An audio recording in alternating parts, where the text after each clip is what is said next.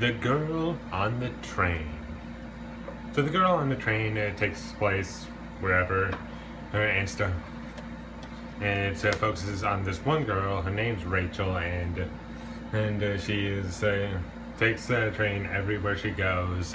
She rides the train, I believe it's every day, and while she's on the train, she always sees this one woman, and she's with her husband. They're living how a normal couple would.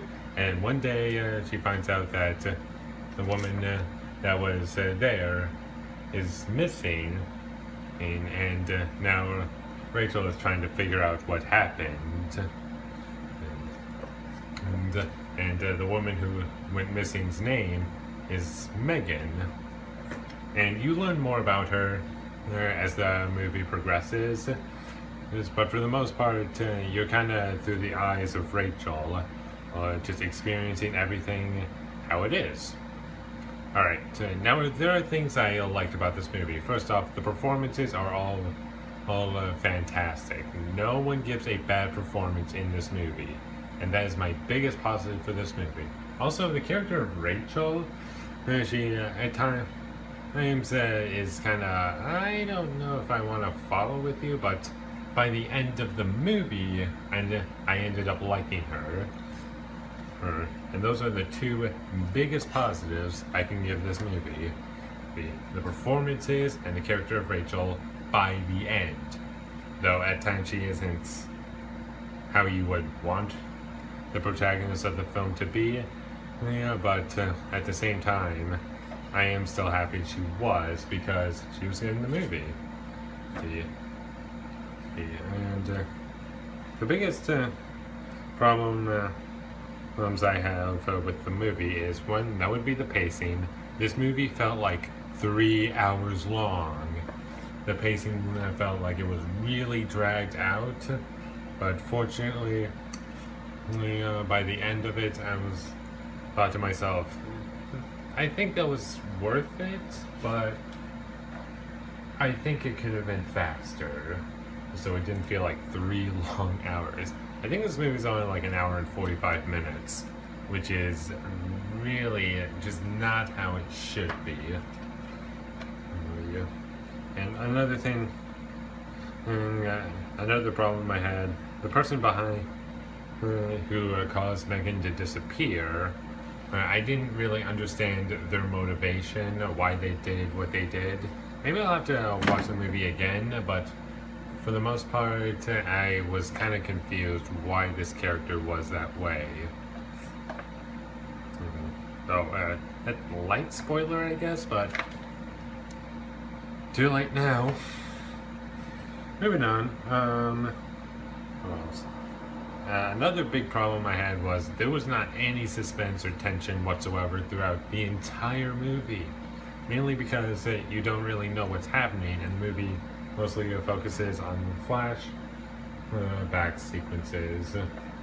Is it to kind of fill you in on what's happening? But the problem is there was too much focus on that you didn't really get any tension for the audience. And when you don't have any tension in a movie that should be somewhat suspenseful, which, well, before I say anything else, I get to what they're trying to do. They're trying to keep it vague so you don't know what's going on perfectly, but at the same time, I would have liked to feel like the character of Rachel isn't safe doing any of this. But by the end of it, I think I was a little disappointed in how it was handled, unfortunately. So there's another problem. And another issue I had, well, before I get to the next issue, speaking of pacing, it took like, I think 10 to 20 minutes for the plot to even get going. And I was just waiting, just watching things happen, and I felt like there was too much narration in the beginning. I believe all the narration is at the beginning, but The problem is it feels so slow and dragged out that you just want the movie to get going onto its plot. And I think that's it. So overall, if you think would I recommend seeing it? Well, the film isn't exactly great, unfortunately. I do think there is enough to enjoy in this movie. And for that reason, even though the pacing and the narration and the motivation and the suspense were all could have been improved upon, I did think that there is enough to enjoy in this movie. And also another thing to keep out, the characters were fine overall, which is kind of a letdown. They're kind of just there, you don't really care about them, but at the same time, you don't want them to die, you just want them to help progress the ongoing plot. But unfortunately, the movie doesn't know how it's supposed to handle itself with its characters. And for that reason, I'm going to give The Girl on the Train a B-. It was a little disappointing, to be honest, but overall, I didn't really have a whole lot of anticipation. I know that people who are fans of the novel would probably enjoy this movie more than me, but for the most part, I think that you will find enjoyment in this movie like I did.